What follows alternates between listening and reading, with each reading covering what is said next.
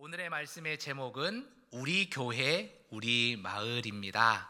마태복음 5장의 이 산상수훈의 말씀이 어떻게 우리 교회, 영세교회와 우리 마을, 또 중랑구와 여러분이 사시는 그 지역 마을에 연결될 수 있는지, 무엇이 복음인지를 함께 깨닫고 결단하는 시간이 되기를 간절히 바랍니다. 사랑하는 성도 여러분, 전도해 보셨습니까? 네, 전도를 해외 보셨을 거라고 생각이 됩니다. 여러분, 전도라는 게 뭘까요? 전도는 하나님의 복음을 사람들에게 전하는 것이 전도입니다. 자, 그러면 여러분, 복음이 뭐죠? 복음은 하나님이 우리를 너무너무 사랑하셔서 우리를 지으셨고 우리의 형상을 회복시키기 위해서 아드님 예수 그리스도를 이 땅에 보내셨고 우리의 죄를 대신해서 십자가에 달려 돌아가시게 하셨고 거기서 끝이 아니라 죽음을 깨치고 3일 만에 부활하셨다. 이것을 믿는 모든 사람은 똑같은 부활과 함께 영생을 누릴 수 있다. 우리는 천국에 갈 수 있다. 아멘. 이게 복음이죠. 자, 그럼 여러분, 전도하실 때 지나가는 사람 붙들어 놓고 이 얘기를 그대로 녹음기처럼 틀어주면 어떻게 될까요? 미친 사람 다 보겠네 하고 떠나가거나 다시는 나한테 그런 얘기 하지 마 라고 하거나 아니면 이렇게 말씀할 수도 있어요. 알고 있어. 니들 맨날 얘기하는 거 다 알고 있으니까 다시는 나한테 그런 말 하지 마. 이렇게 얘기할 거예요. 자, 여러분, 그런데 전도를 해야 되는데 이 말을 하지 말라 그러면 전도하지 말라는 말 아닙니까? 그런데 성경의 이야기와 초대교회의 이야기와 종교개혁 시대의 교회의 이야기들을 보면 이 복음을 전하는 전도가요, 말로 하는 게 아니었습니다. 오늘 말씀에도 나오는 빛과 소금의 착한 행실을 통해서 이 지적인 복음이 삶의 열매로 전달되는 거예요. 우리의 가정과 우리의 이웃과 우리의 지역사회에. 그래서 우리를 통해 드러나는 착한 행실을 통해 하나님이 영광 받으시고, 아, 예수 믿는 사람은 다르구나. 나도 교회 나가봐야지. 예수 믿어봐야지. 되도록이면 영세교회 나가봐야지. 하게 된다는 겁니다. 자, 그러면 이 복음, 지적으로 느껴지는 이 복음이 어떻게 삶의 열매로 나타날 수 있고 어떻게 지역사회로 흘러갈 수 있는지, 그래서 우리 중랑구 사람들이 우리 교회라고 영세교회를 지칭하고 우리는 중랑구를 우리 마을로 고백할 수 있을지 함께 생각해보는 시간이 되었으면 좋겠습니다. 잠깐 저의 어린 시절 이야기를 좀 들려드릴까 하는데요, 저는 시골교회에서 자랐습니다. 경상북도 안동에서 저는 오랜 시간 동안 시골교회에서 또 자랐는데요, 왜 그런지 다 아시죠? 저희 아버지가 시골교회 목사님이셨습니다. 좀 별나고 좀 괴짜스러운 목사님이셨는데요, 저희 아버지의 철칙이 있습니다. 교회가 마을이고 마을이 교회다. 그래서 목사는 교회 성도들의 가정의 형편도 잘 알아야 되지만, 여기서 잘 안다는 것은 집에 숟가락이 몇 개 있는까지 다 아시는 거예요. 잘 알아야 되지만 마을 주민들의 숟가락도 몇 개인지 알아야 된다. 이게 저희 아버지 철칙이었어요. 그래서 농경사회였고 그때 당시에도 농사를 많이 지었으니까 아침에 일찍 일어나서 이 농민이셨던 주민들과 함께 하는 거예요. 아침 일어나서 다 인사해드리고 기도해드리고 한 바퀴 돌고 오셔서 아침 드시고, 그리고 또 저녁에 또 나가셔서 인사하시고 하루를 마무리하시는 그런 목사님이셨습니다. 그러니까 마을 사람들이 예수는 안 믿어도 교회는 좋아했습니다. 그것이 저희 아버지의 사명이라고 여기셨어요. 근데 재미있었던 사실이 있는데 저희 집은 다방과도 같았습니다. 왜 다방이냐? 항상 이 다방 커피가 저희 사택에 있었기 때문입니다. 당시에 저희 아버지 월급이 제가 선명하게 기억하는데 33만 원을 받으셨어요. 그러니까 제가 그렇게 나이가 많은 사람이 아니지 않습니까? 근데 제가 어렸을 때 33만 원 받았다는 것은 아주 박봉을 받으신 거죠.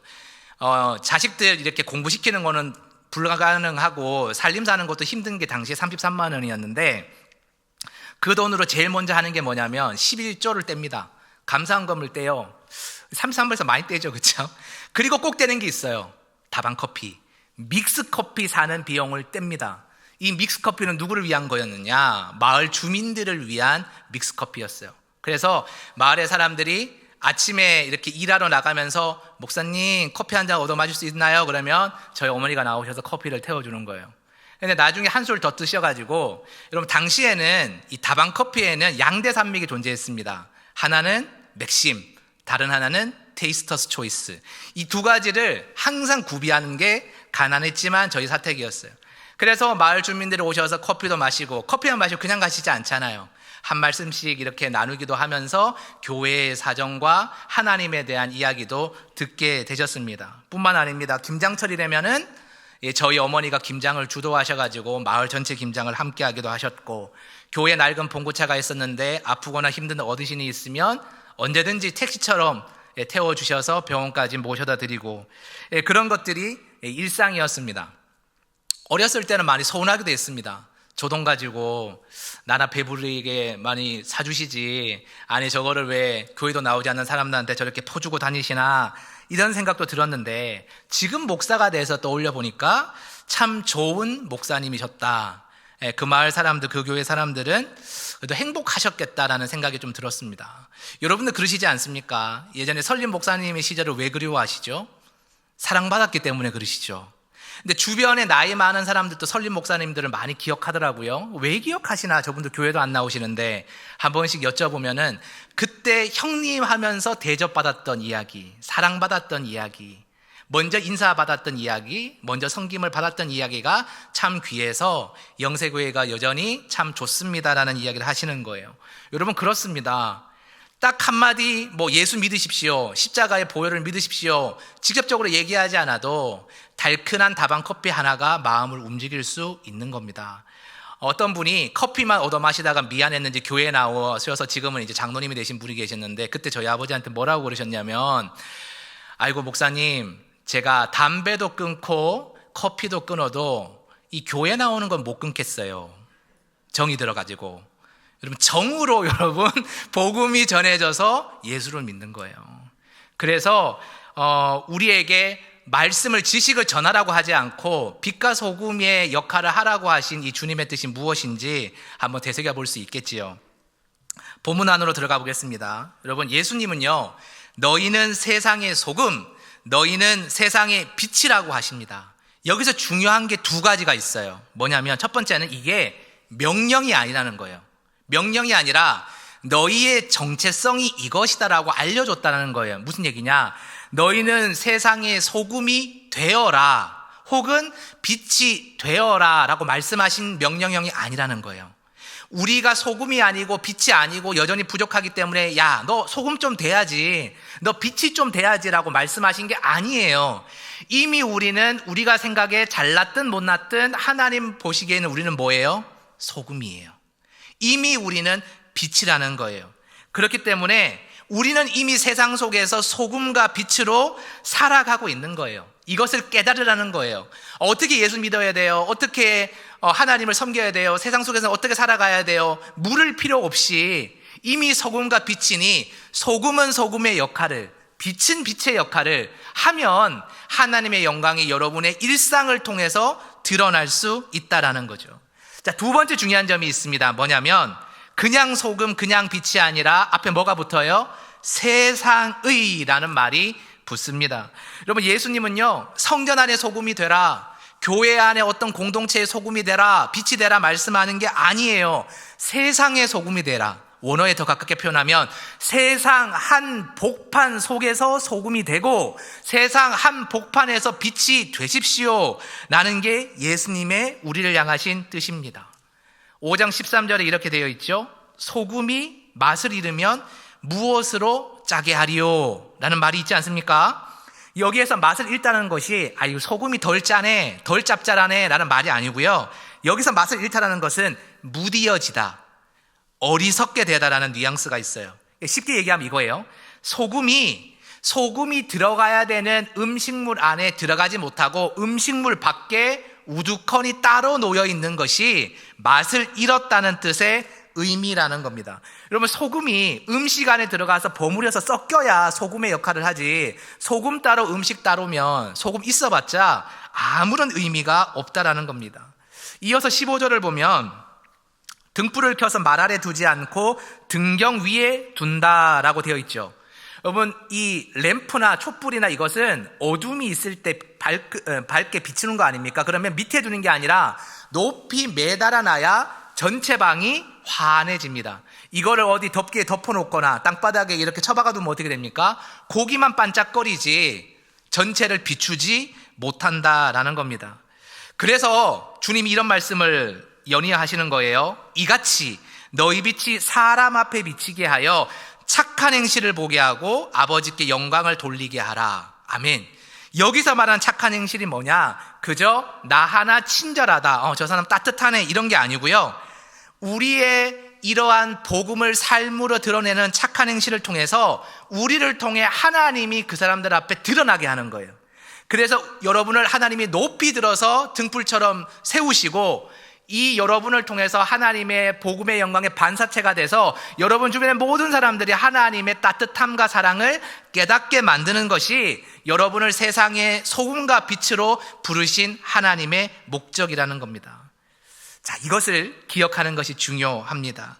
자, 이 길을 성경 속 초대교회도 똑같이 걸었습니다. 2000년 전 그 뜨거웠던 말씀으로 살아냈던 복음의 능력 있는 초대교회가 똑같이 이렇게 살아냈다는 겁니다.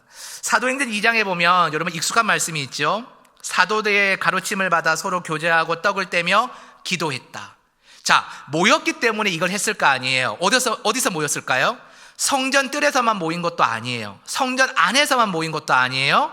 각자의 집에서, 각자의 마을에서 모였습니다. 그럼 마을에서 모여서 뭘 했을까요? 예배를 드렸죠. 그럼 두 번째는 뭘 했을까요? 모든 물건을 서로 통용하고 각자 사람의 필요에 따라 나눠주며 날마다 마음을 같이 했다는 거예요. 유무상통. 나한테 필요하지 않은 것이 있는데 다른 사람에게 필요한 게 있으면 그걸 나눴어요. 그래서 모두가 가난하고 결핍을 경험하지만 모두가 다 가난하지 않고 풍성하게 살아가는 원리, 이 유무상통의 원리가 초대교회에 적용이 됐어요. 근데 초대교회의 역사서를 조금 더 연구해 보면 이것이 예수 믿는 소위 말해서 성도들 공동체 안에서만 이루어진 게 아니고요. 그분들이 속한 마을 공동체 안에서도 유무상통의 복음의 능력이 이어진 거예요. 그러니 사람들이 이 사랑을 경험하고 저 사람들은 도대체 뭐지? 라는 생각을 가지면서 초대교회에 모여들면서 복음이 흥왕하게 되고 하나님의 나라가 확장되게 되었다라는 사실입니다. 이것이 여러분 정말 중요합니다. 뿐만 아니라 사도행전 조금 뒷부분에 보면 11장에 보면요, 이 안디옥 교회에 흉년의 소식이 들려옵니다. 어디에 흉년이냐? 예루살렘 교회가 흉년으로 인해서 많은 고난을 겪고 있다는 소식이 안디옥 교회에 들려왔어요. 근데 안디옥은 여러분 이방 땅 아닙니까? 예루살렘은 뭐예요? 정통성을 계승한 땅이에요. 예루살렘 성도들이 알게 모르게 안디옥 교회 성도들을 조금 무시하는 게 있지 않았겠습니까? 당시에는. 그런데도 예루살렘 성도들이 흉년으로 인해 힘들다는 소식이 전해지니까 저 수천리에 있는 안디옥 교회 성도들이 어떻게 합니까? 도와야지. 예루살렘 성도뿐만 아니라 예루살렘 마을의 주민들을 도와야지 하면서 모았어요. 뭘 모았을까요? 구제 기금을 모았어요. 성경에는 연보라고 합니다. 우리 영세교회는 사랑의 기금이라 표현할 수 있겠죠. 그것을 모아서 여러 차례 도움을 주고 고난 가운데서도 승리할 수 있도록 사랑을 베풀었다라는 겁니다. 여러분, 초대교회 사람들은 예배와 나눔을 떼어놓지 않았습니다. 예배는 예배, 나눔은 나눔이 아니라 하나님을 예배하고 하나님의 사랑의 마음을 알았기 때문에 이 사랑 받은 게 너무 크니까 성도들에게 나누는 거예요. 성도에게 나누고도 남음이 있으니 마을 사람들에게도 나누는 거예요. 그랬더니 복음의 놀라운 능력이 전체의 도시와 마을을 뒤덮게 되었다라는 겁니다. 여러분, 사도행전 11장 26절 보면은 가슴 뛰는 표현이 나와요. 어떤 표현인지 아세요? 사도행전 11장 26절. 사람들이, 예수 안 믿는 사람들이 당시의 성도들을 보고 별명을 붙여주죠. 뭘까요? 그리스천, 그리스도인, 우리식으로 얘기하면 예수쟁이들. 얼마나 놀랍고 신기했던지 별명을 붙여주는데 그게 그리스도인이었습니다. 여러분, 세상을 깜짝 놀라게 했습니다. 복음이 무엇이기에 세상을 놀라게 했습니까? 예수님을 닮은 사랑, 헌신, 나눔, 마을을 예배의 공동체로 삼고 섬겼던 그들의 헌신과 사랑, 우리 김종수 목사님을 똑 닮은 그 사랑이 어떻게 돼요? 그 마을과 그 사람들이 예수 믿는 사람으로 변할 수 있도록 놀랍게 역사했다라는 겁니다. 뿐만 아닙니다. 이 초대교회사 기록을 좀 더 보면요, 당시에 로마 제국에 전염병이 돌았거든요. 근데 세 사람 중에 한 사람은 무조건 죽는 병이었다고 합니다. 역사서에도 있죠. 그러다 보니까 처음에는 가족이 병 들었을 때 아이고 내가 가족을 돌봐야지 하고 돌봤는데, 돌보다 보니까 돌보는 가족이 함께 죽는 거예요. 그럼 어떻게 됩니까?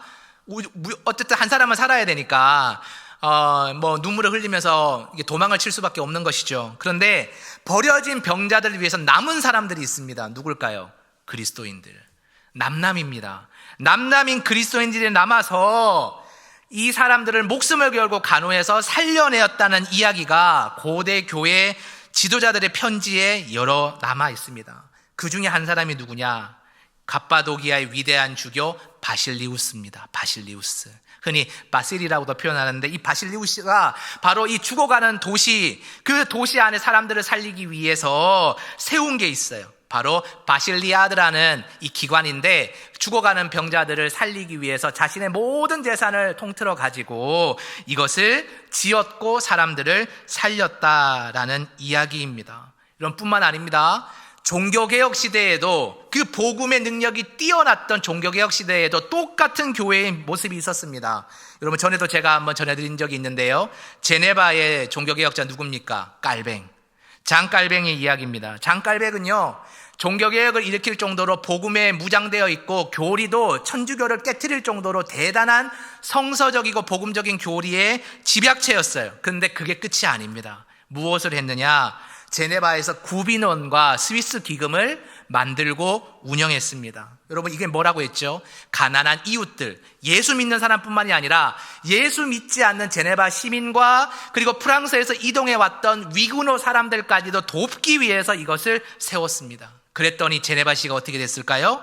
따뜻한 하나님의 품이 되었다라는 사실입니다. 그랬더니 그 마을에, 그 도시에 빛이 켜지고 하나님의 복음의 사랑의 맛이 살아나는 곳이 되었다라는 사실입니다. 담임 목사님께서 작년부터 강조하시는 우리 신학의 개념이 있죠. 슬로건이 있죠. 여러분, 무엇인지 다 아시죠? 선교적 교회입니다. 선교적 교회. 어렵죠? 이 선교하는 교회인가, 해외 선교사 많이 보내는 교회인가, 사회사업을, 구제사업을 많이 하는 교회인가, 많이 헷갈리실 거예요. 근데 선교적 교회가 지금 방금 말씀드린 이게 다였습니다. 그냥 성경에 나와 있는 초대교회처럼, 종교개혁 시대의 교회들처럼, 또 우리 김종수 목사님의 일대 신앙이 있는 우리 교회처럼 우리만 예배드리고 우리만 서로 돕고 우리만 깔깔거리고 맛있는 거 먹는 게 아니고, 우리도 서로 돕는 게 먼저여야 되지만, 그러나 이 남는 사랑의 섬김을 중랑구와 또 여러분이 사시는 마을과 그 이웃들에게 나눠줄 수 있는 사랑까지 이어질 때, 이것이 바로 여러분 선교적 교회입니다. 우리가 언어로 예수 믿으십시오, 팜플렛 이런 거 예쁜 카드 초청장 만들어서 주는 것도 필요하지만, 그것은 마지막 우리의 손이고, 우리가 그 전까지 해야 될 일은 무엇입니까? 언어로 복음을 표현하는 게 아니라 여러분의 삶으로, 따뜻한 손과 든든한 두 다리로 표현하는 거예요. 아, 저 사람 진짜 좋은 사람이다. 아, 저 사람 예수 믿는구나. 교회 가자고 하는데 갈까 말까. 이렇게 스스로 질문할 수 있게 만드는 여러분의 삶의 모습이 있을 때, 우리 교회는 처음에 뜨거웠던 지역의 사랑을 받았던 교회처럼 다시 세워질 거라고 저는 믿습니다.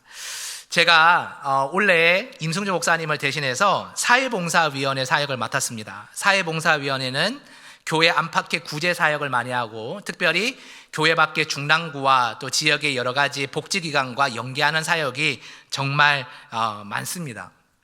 그래서 제가 이 중화 1, 2동과 묵 1, 2동의 동장님과도 다 통화를 하고요, 구청의 직원들하고도 통화를 하고, 통반장들하고도 통화를 하고, 지역의 여러 기관장들하고도 통화를 합니다. 전화를 딱 걸잖아요. 보통 다른 교회에서 그런 분들한테 전화하면 어떻게 반응하는지 아세요? 귀찮은데 왜 전화했어? 약간 이런 반응이 느껴집니다. 또 도와달라는 거 아니야? 또 교회 오라는 거 아니야? 귀찮은데. 이렇게 해서 퉁명스럽게 받습니다. 근데 처음에는 제가 이렇게 내선 번호로 전화를 하면, 전화를 딱 받을 때 여보세요? 이렇게 받아요. 퉁명스럽게 받죠. 아, 안녕하세요. 저는 영세교회의 이상은 목사라고 합니다 하잖아요. 이상은에 당연히 놀라진 않지만, 영세교회에 갑자기 목소리가 바뀌어요. 한 톤 올라갑니다. 소울톤으로 올라가요. 아, 안녕하세요 목사님 이라고 돼요. 그 나중에 한번 여쭤봐요. 이게 영세교회인데 왜 이렇게 반갑게 받으세요 하니까 영세교회가 얼마나 사랑이 많은 교회인지 안 돼요. 처음에는 지역사회를 위해서 그냥 뭐 좀 표현 그대로 쓸게요. 한두 푼 그냥 보내고 교회 이름 한번 내달라는 줄 알았대요. 근데 몇 년을 교회 시설도 개방해 주시고 여러 가지 물질적으로 후원도 해 주시고 심지어 반찬 나눔과 여러 가지 행사를 위해서 교회 성도들이 다 뛰어드는 것을 보고 본인들이 진짜 감동을 받았대요. 그래서 동장님과 심지어 구청장님도 영세교회 일이면 발벗고 도와주십시오라고 그렇게 말씀까지 하고 가신대요. 그러니 어떻게 영세교회에서 전화하셨는데 대충 받겠느냐, 이렇게 동장 중에 한 분이 재밌게 이야기하시는 거예요. 한 분은 심지어 외국에 지금 연차를 내서 여행 중이신데 외국 돌아오자마자 교회 인사하러 오겠습니다라고 그렇게 말씀하시더라고요. 여러분 생각해 봤습니다. 우리가 무엇이 간데 저들이 저렇게까지 환대를 해줄까요? 보통 우리가 생각할 때 우리 교회에 오면 우리가 환대를 해서 마음을 감동시켜서 우리 교회에 나오게 하고 예수 잘 믿게 하고 우리 교회 성도 삼아야지 생각하잖아요. 그런데 지금 되게 재미있게 됐어요. 완전히 거꾸로 됐어요. 저분들이 교회에 나오지 않고 우리가 오히려 세상 속으로 침투해 들어가서 우리의 헌신과 우리의 물질과 우리의 시간을 저기에 쏟아놓고 있는데 저분들은 오히려 우리를 감사해하며 환대하는 거예요. 우리는 환대하는 거에 익숙했는데 지금 오히려 환대받는 쪽이 되었습니다. 대체 영세교회가 어떻게 이렇게 변화될 수 있었을까? 그것은 우리가 초대교회 때부터 1기 우리 목사님, 2기 목사님, 3기 목사님 때 이어지는 이 지역에 대한 사랑과 우리 교회, 우리 마을의 이 정신이 저는 그들에게 이어졌고 열매를 맺고 있다고 생각합니다.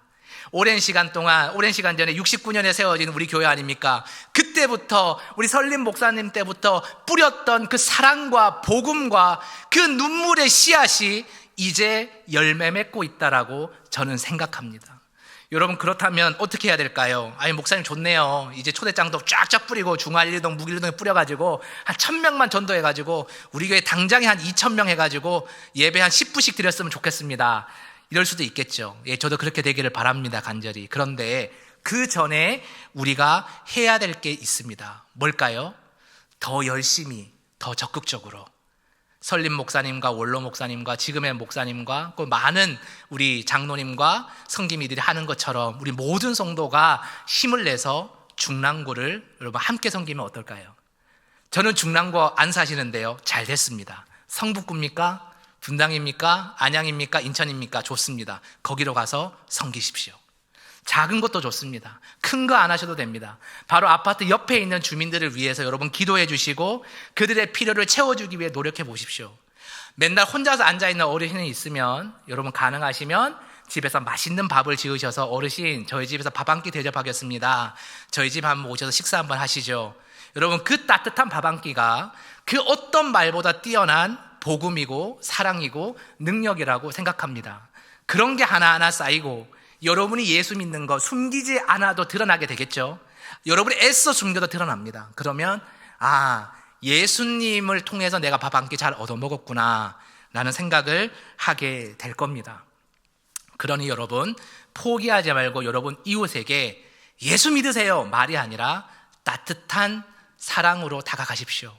밥 한 끼 지어주고 손 한번 잡아주고 힘들어서 어르신이 빙판길에서 휘청휘청하고 있으면 아이고 안 넘어져야 될 낀데 하고 그냥 지나가는 게 아니라 가서 팔짱 한번 껴서 어르신 괜찮으세요? 제가 저기까지 부축해 드릴게요. 이런 사랑이 여러분 주변의 아파트와 빌라 주변에서 이루어지면요 한 번, 두 번 쌓이죠. 그럼 소문나요. 아이고 저기 있는 저분은 진짜 마음씨가 착해. 아이고 네 집 자식인지 아유 자식 진짜 잘났네. 여러분 이런 얘기 나와요. 그게 바로 하나님 영광 받으시는 거예요. 여러분의 착한 행실을 통해서 하나님이 여러분을 통해 드러나는 거예요. 그러니 그것이 복음의 능력이 되고 영세교회를 진짜 부흥케 하는 그 길이 될 거라고 저는 확신합니다. 수도사 중에 유명한 이 프란치스코 수도사가 있죠. 그 프란치스코 수도원의 전통 중에 이게 있답니다. 복음을 항상 전하라. 필요하면 말을 사용하라. 여러분 이게 무슨 뜻인지 아시겠어요? 복음을 항상 전하라. 복음을 어떻게 항상 전하지? 우리는 밥도 먹어야 되고 일도 해야 되고 가정일도 돌봐야 되는데 어떻게 복음을 항상 전할까?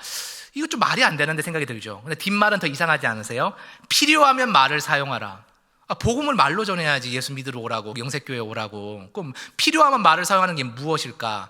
여러분, 근데 여러분이 이제 이걸 깨달을 수 있다고 생각합니다. 여러분, 복음을 항상 전하는 건 뭐예요? 말로 전하는 거, 교회에서 전하는 게 아니라 일상 속에서 여러분의 착한 행실로 전하는 거, 빛과 소금으로 전하는 것이, 여러분, 그것이 바로 항상 전하는 거예요. 그리고 필요하면 말을 사용하는 게 뭐예요? 보통 때는 말을 하지 않고 여러분의 성품과 여러분의 두 손과 두 발로 전하는 거예요. 근데 진짜 필요할 때 있잖아요. 언제일까요? 그 사람이 여러분에게 묻는 거예요. 당신은 왜 이렇게 나에게 해주십니까? 내가 당신에게 해준 게 아무것도 없는데 왜 당신은 나에게 이렇게 해줍니까? 이 말에 왜라는 질문이 여러분에게 던져질 때 그때 딱 한 번 말을 쓰는 거예요. 여러분, 어떻게 말해야 되겠습니까? 예수 믿으세요? 영색교회 오세요? 아니에요. 이거 50점짜리예요. 어떻게 해야 되겠습니까? 제가 당신에게 사랑을 베푸는 이유는 예수님께 제가 먼저 사랑을 받았기 때문입니다. 딱 한마디죠. 그러면 이 사람이 놀랄 거예요. 교회에 오라는 소리도 안 하고 예수님 얘기만 하네. 저 사람은 진짜 예수쟁이인가 보다. 여러분, 그 사람이 다니는 교회에 다니게 되어 있습니다. 교회는 많습니다. 예수님이 얼마나 좋은 분인 거 다 알고 있습니다. 예수 믿는 사람을 미워해서 그렇지 예수님 미워하는 사람 잘 없습니다. 자, 그러면 그 사람들이 어떤 교회를 다닐까요? 감동을 주는 사람이 있는 교회를 다닙니다. 아무리 멀어도 30분, 1시간이 걸려도 여러분이 예수를 통해서 그분에게 감동을 주면 30분, 1시간 차 타고 와서도 영세교회에 나오게 되어 있습니다. 그것이 복음의 원리이고 건강한 교회가 부흥하는 이유입니다. 말씀을 맺겠습니다. 사랑하는 성도 여러분, 저는 여러분이 예수님을 꼭 닮은 세상의 소금과 빛으로 이미 세워졌다고 믿습니다. 여러분의 마을과 여러분의 가정과 여러분의 일터에서 여러분은 이미 소금이요 빛입니다. 소금처럼 그들과 섞여서 썩음을 막고 맛을 살려가는 여러분 되시기 바랍니다. 또 빛처럼 드러나 길을 밝히는 여러분 되셨으면 좋겠습니다. 저와 여러분의 착한 행실을 통해 사람들이 하늘 아버지께 영광을 돌리고 예수를 모른다 했던 사람이 여러분을 통해 예수님을 바라보고 여러분이 다니는 우리 교회에 나올 수 있는 은혜가 우리 마을에 넘쳐나기를 소망합니다. 주일에 사랑의 말씀을 들을 때 아멘 아멘 하시지요. 여러분, 그 아멘이 아멘으로 끝나지 않고 월요일, 바로 한 주의 시작인 월요일에 마을 속으로 여러분 떠나시는 여러분의 파송의 걸음으로 이어지기를 소망합니다. 우리 영세교회가 중랑구에서 또 여러분이 사시는 그 마을에서 이렇게 불리면 좋겠습니다. 저 사람이 있으니, 저 교회가 있으니 우리 마을이 참 따뜻하다. 그때 사람들은 우리를 칭찬하기보다 하나님을 높이시게 될 겁니다. 왜냐하면 저와 여러분을 그렇게 사용하신 하나님이 이 모든 일을 하셨기 때문입니다. 우리 교회, 우리 마을, 이것이 우리의 고백이며 다짐이며 자랑이 되기를 간절히 소망합니다. 이렇게 고백했으면 좋겠습니다. 주님, 우리를 그렇게 사용하여 주옵소서. 아멘. 기도하겠습니다. 자비로우신 하나님 아버지, 오늘 말씀으로 우리를 깨우시니 감사합니다. 주님께서 우리를 세상의 소금이요 세상의 빛이라 불러주셨으니 이 소명을 잊지 않게 하시고 이번 주간의 실제 삶으로 드러나게 하옵소서. 주님, 복음이 머릿속 지식에 머물지 않게 하시고 언제나 가까이 있고 함께 있고 나누는 삶으로 나타나게 하여 주옵소서. 처음 초대교회가 말씀과 기도와 교제와 떡을 떼며 서로의 필요를 채웠던 것처럼 우리도 가정과 일터와 이웃 가운데서 작은 친절, 공평한 나눔으로 주님의 사랑을 보여주게 하여 주옵소서. 안디옥 교회 성도들이 어려운 교회를 위해 연보를 모았고 그 주변의 마을과 사람들을 도왔던 것처럼 우리의 시간과 재정과 재능이 사람을 살리는 통로가 되게 하여 주시옵소서. 주님, 우리 영세교회를 중랑구의 한 복판에 그리고 각자의 성도들이 살아가고 있는 그 마을의 한 복판에 사랑의 교회로 세워 주옵소서. 우리의 섬김이 발휘되어 외로운 분들을 예배로 인도하게 하시고 커피 한 잔의 환대가 낯선 이들의 마음을 열게 하여 주옵소서. 우리의 따뜻한 손길과 친절과 따뜻한 그 모든 행위가 하나님을 드러내는 선물이 되게 하여 주옵소서. 주님, 오늘의 결심이 내일의 행동으로 이어지게 하시고 작게 가깝게 지금부터 실천하게 하옵시며 한 사람에게 더 가까이, 한 끼를 더 함께, 한 가지라도 더 나눌 수 있는 선교적 교회, 복음의 능력이 흥황하는 교회가 되게 하여 주옵소서. 모든 영광을 오직 주께 돌려드리오며 거룩하신 예수님의 이름으로 간절히 기도드리옵나이다. 아멘.